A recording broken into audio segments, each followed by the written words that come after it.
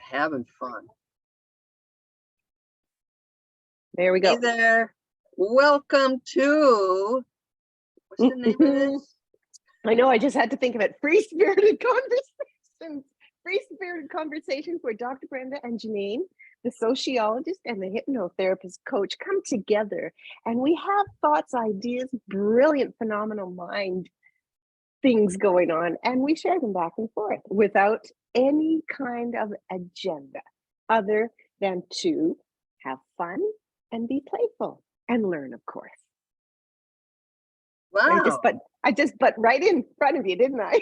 Yeah, you did. That's okay. Well, let me introduce myself. I'm Dr. Brenda. Yes, sociologist, financial coach, founder of Gutsy Women Finances Community, where fun and finances meet. And Janine, give your quick intro. Janine McJanet. I'm a hypnotherapist, a integrative health coach, and I specialize in women's empowerment and play.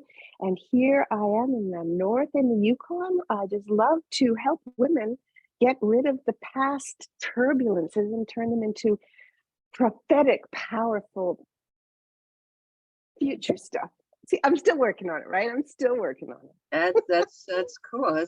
And I'm coming at you from South Padre Island in Texas. This is where I am wintering for one more month and then headed west on March 1st. So, got lots to do. Yeah, time flies on an island. I'll tell you that much. And if you hear some background noise, I've got 2 kitties who are having a party down here. I've got 3 kitties, but 2 of them are partying.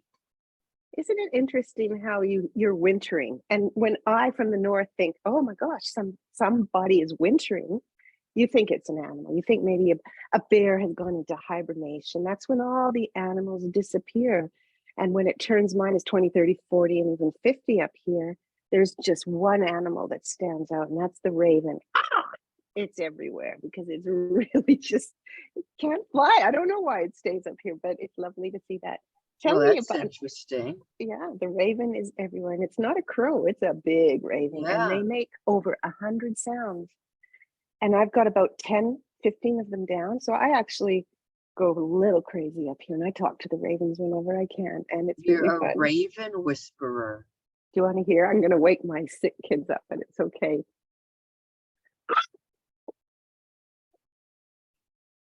Okay, you lost the sound on that.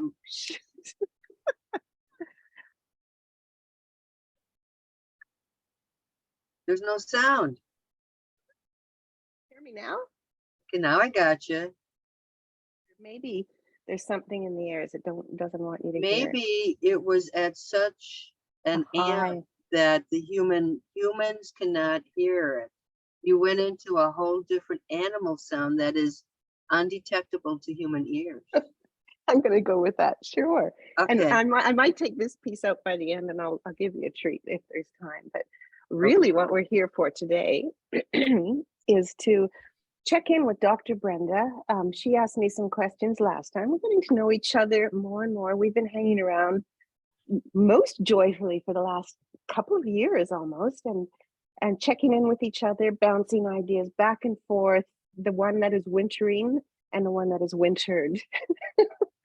So I'm sure if we would have gone to school together, because we're around the same age, it would have been quite fun and quite playful. Oh, we would have been in so much trouble. I had a good friend, and we would, be in the library and we'd get shushed all the time, and we always got into trouble at the library. You would be my library troublemaker. Well, yeah, and I went to a convent, so I got in trouble. I was in the headmaster's, because it was a convent, the headmaster's room, 3 of us always, and just getting in trouble and just doing everything to annoy the heck out of him, like when he wasn't looking. I'm grateful for that experience. Yes, I am. But this is about you, and I've got my hat here with questions, and I want to get through it. See, this is my hat. I'm just going to pull one question out. Okay. Okay. So I want you just to play with this. Don't be too serious, because sometimes you can be serious, but I know that you're very playful. So? I think so sometimes. My nature. I know. So go the rat with this one. What does freedom mean? What? Oh, okay, that's maybe an Australianism. Go the rat with it. Just like take it off and fly Oh, with this question. Go yeah, the rat. I've not heard that. Yeah, well, you see, the thing is, seriously, that I've got my Aussie Can you hat on. see how good I am at stalling? Yeah. So you're thinking, you see, this is a planner. This is a manipulative planner in action right now. Okay, so because of that, I'm going to ask you another question. We Well, may no, come I back didn't to get that the one. question. Oh, you didn't? Okay. Okay, here's the question. What does freedom mean to you? One word, opportunities. Opportunities, freedom. Like, people have bucket lists, and I intentionally do not have a bucket list because as much as I'm a planner, a bucket list means, I've got these set destinations. Now I plan my RV trips, right? I'm going to be at all these great things. But the best things that I've ever experienced are really about opportunities. So like even travel, I had a friend who had signed up to go to Peru, and I'm like, hey, can I go? Yeah. 10 minutes later, I signed myself up to go see Machu Picchu. It was all about opportunities, what comes up at this time, but freedom, and especially the part that I work on is the financial freedom. I had the resources to do that. I didn't have to go into debt and then have to come back home and deal with credit card debt that was going to take a year to pay off. So the freedom is about opportunities, but it's also, it's about clearing your mind of some of those worries.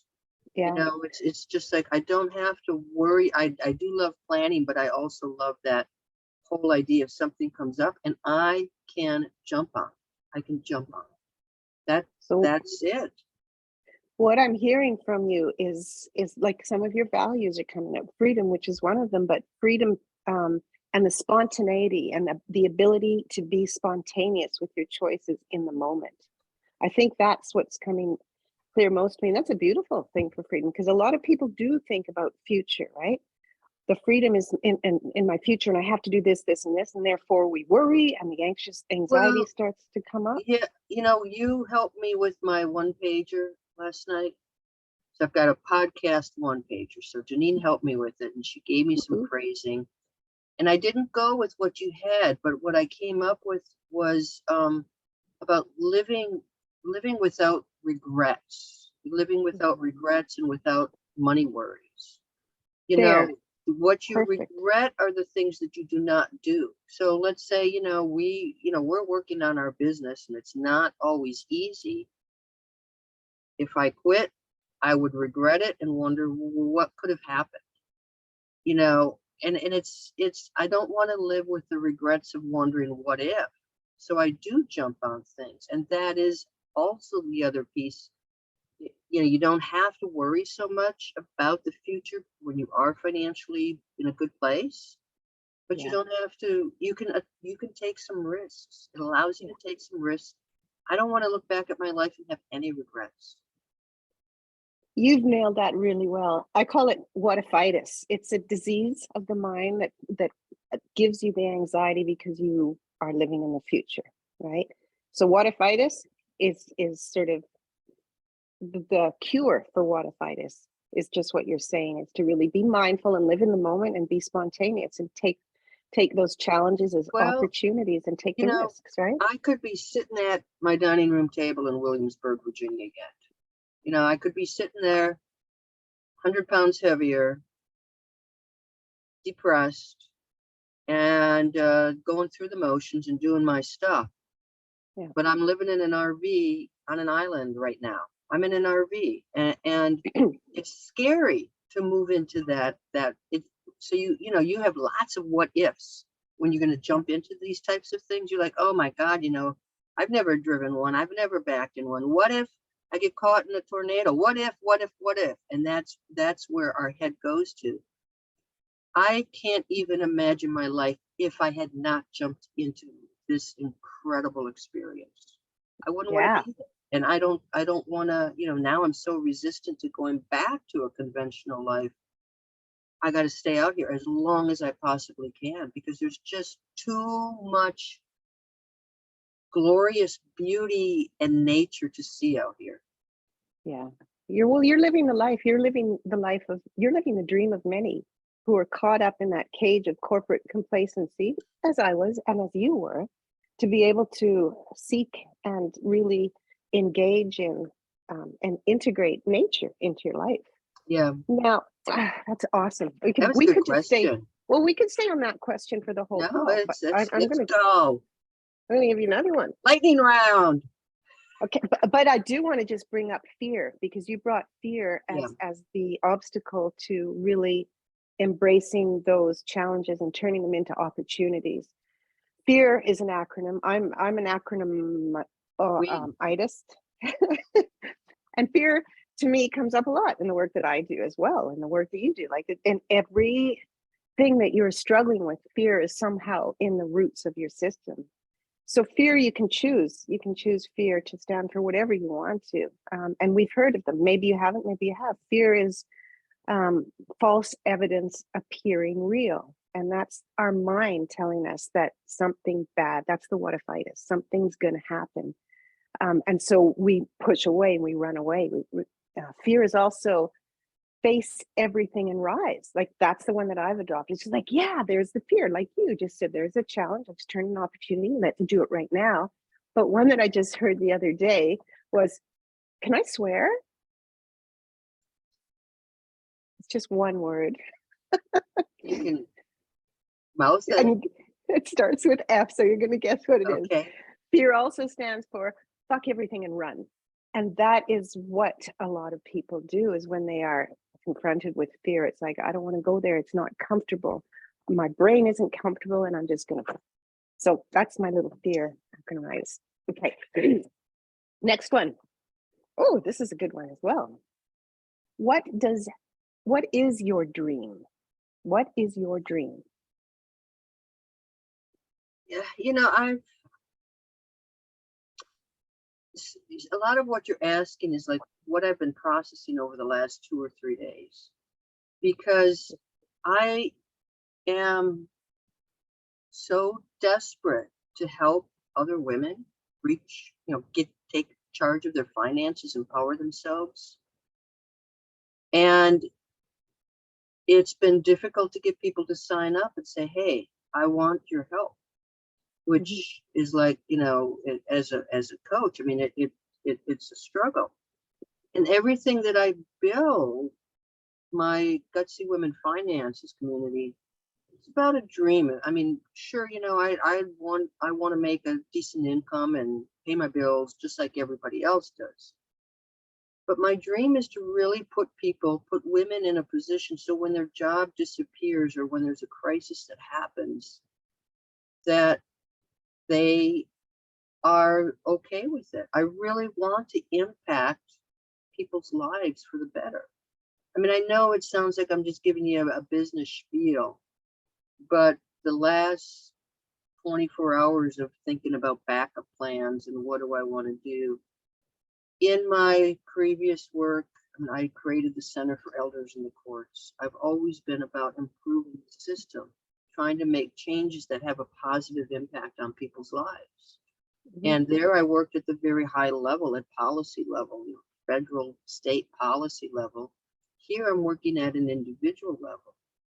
And I would love to see tens of thousands of women say, you know what, I'm in a much better place. I was in Dr. Brenda's program, and I now understand what it means to be financially free. And that's what I'm working toward. I'm taking my life back. So that is a big chunk of my dream right now. And I can say that because personally, I feel like I'm already living my personal dream life I look at my schedule and I feel so excited about the places that I go to and the lifestyle that I have created and the inner sense of joy that I have when I'm out in nature. Nothing is perfect, but I can't imagine right now another way that I want to live. There may be an opportunity that comes up at some time in the future. So a lot of my dreams now are about the business end, the work end, but the work end is my passion. Yeah. I do this because I love doing it. My head is constantly on fire. It's it is. going to be creating. I have no choice. Yeah. No, that's good. And I can second that work is your passion and you're always on fire because you're always there. You're always there and you've got such a creative zest through you. And you and I have conversations of the possibilities, not just the probabilities, but the possibilities. What's out there? What can we do? How can you make an impact? You mentioned that you were desperate to help other people. And I just wanted to give a sub question into this now. What, area or what experience in your life were you at where you needed somebody like your past you, who needed someone like your current you to help you through? Uh, a big chunk of, we've talked about this before, but a big chunk of my battle is being in poverty when I was 30 years old. I lost everything. I was downsized out of my job. I was finishing my PhD. I was really cocky. I'm like, I've got my PhD, I've got my dissertation was published as a book, and I got out at exactly the wrong time. I just thought, oh, I'm going to be a professor somewhere. I'm going to get a faculty position. And I got out at the same time that all the state budgets were being cut and slashed. Well, university cuts were happening, so positions were frozen. There was no hiring going on. And I didn't, what scared me is I did not have a solid backup plan. And it took Mm, me 3.5 years in 5 states. I lived, all technical purposes, homeless. I was paying a friend's sister cash to have a room in a basement cockroach infested apartment in Atlanta, Georgia, mhm. and working at Target for $6 an hour. I did what I could to pay the bills. I had zero hope.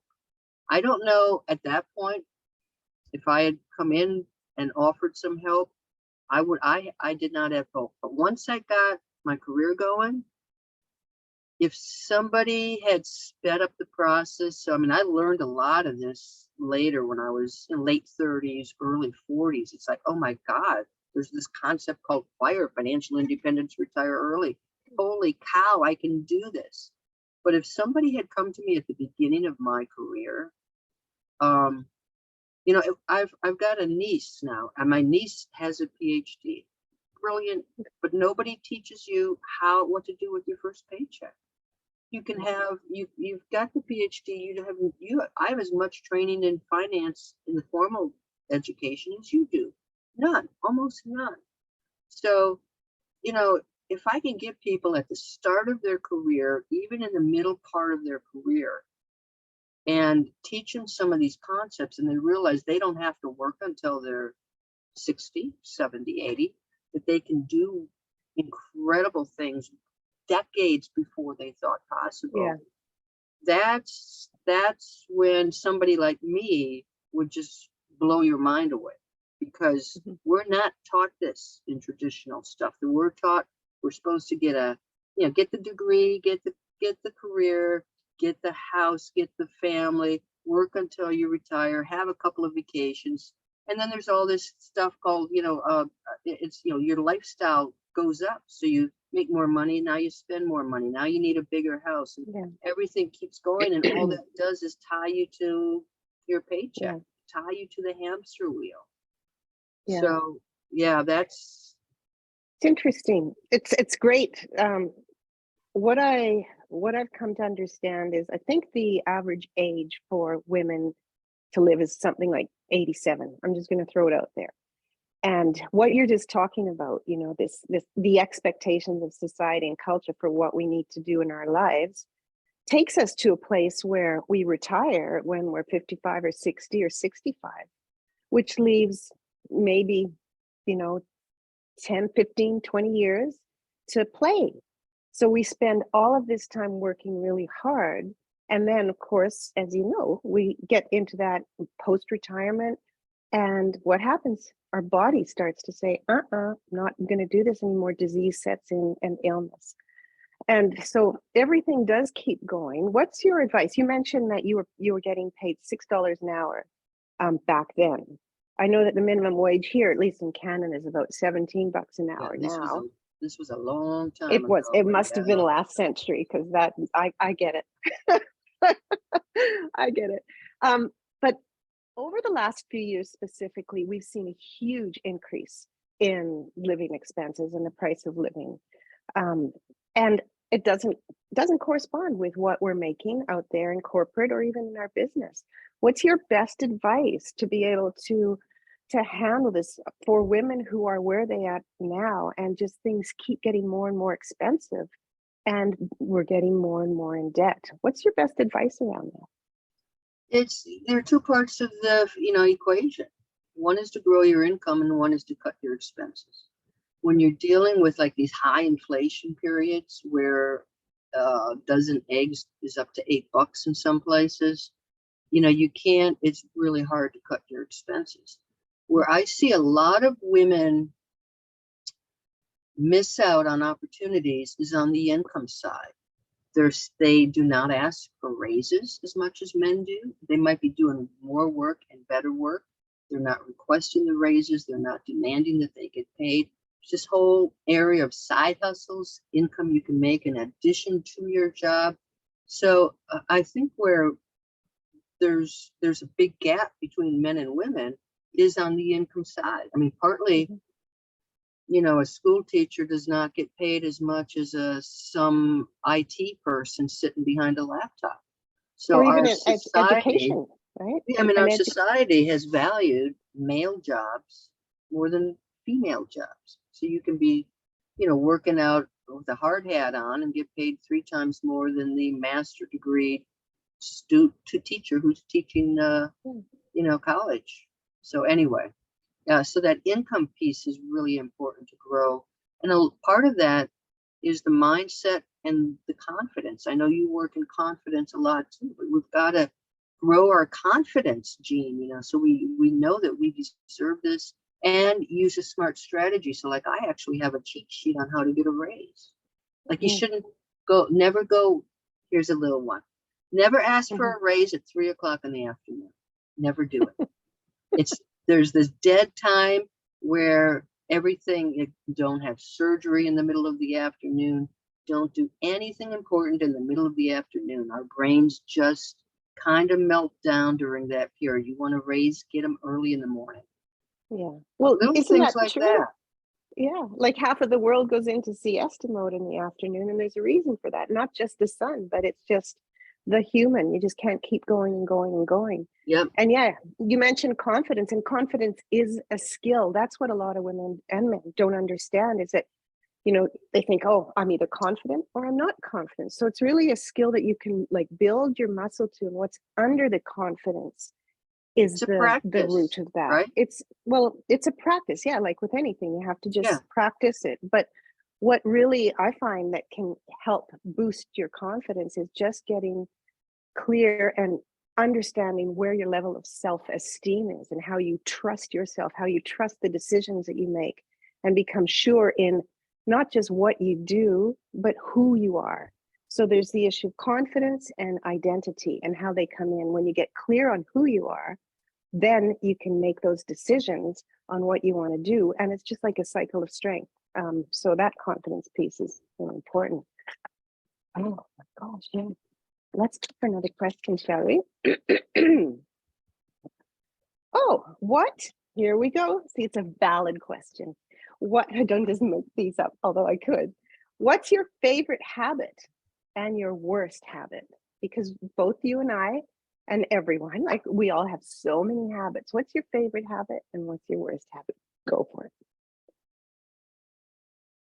Oh, probably Come on, share. waking up in the morning and doing a little stretching and checking the cats, having a cup of tea. I mentioned this last week too. I also sort of get started with using Notion, so I'm figuring out what I'm doing for the day.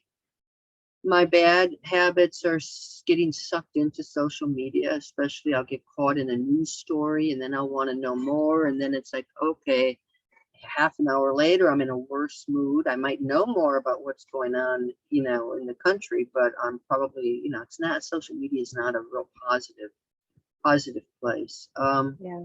And so that's a down one. I also go back and forth with my weight, so I have to watch out, especially in the winter time, to sort of those times when I might be mindlessly eating. It's all about mindlessness and mindfulness, and it's all about time. So when I think about bad habits, there are things that chew up my time that time is too precious for me.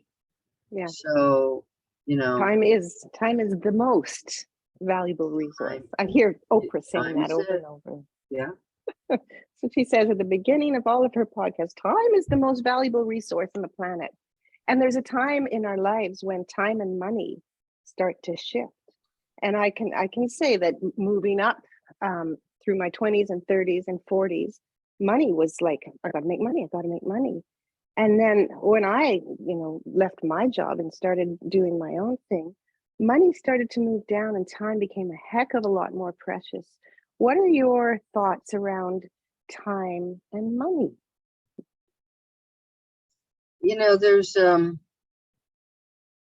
sort of a, if you think about a chart and, you got time on one side, you got money on the other side, something like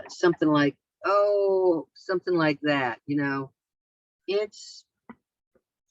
there's always been a trade-off. So there's this book called Your Money or Your Life. And we spend so much of our time trying to make money that we have no time left for our life. So partly, like when I talk about financial freedom, you can, once you know the secret to it, you can be on a rocket ship and go flying towards financial freedom. You're building your income, you're really cutting your expenses, but you might not have a lot of fun. So to me, everything I've designed is kind of a road trip, because financial freedom is a journey and you need to stop and rest. You need to have these little side excursions and have fun. Everything becomes about priorities. So your time has to be a priority. How are you spending your time? And everything fits in when you begin to create a budget. That's February's, Gutsy Women Finances is Budget Love Month. When you begin to prioritize, so like I have a photo of myself on a ATV and outside of Bryce Canyon National Park in Utah. My priorities are doing things like that really feed my soul, adventures and experiences. My priorities are not dining out. Sure, I go out to eat, but I try to limit that because it's not important to me. Your finances is just about what's important to you. When you decide what's important to you, you allocate your money and your time. It should be congruent. You want to line those pieces up. Beautiful.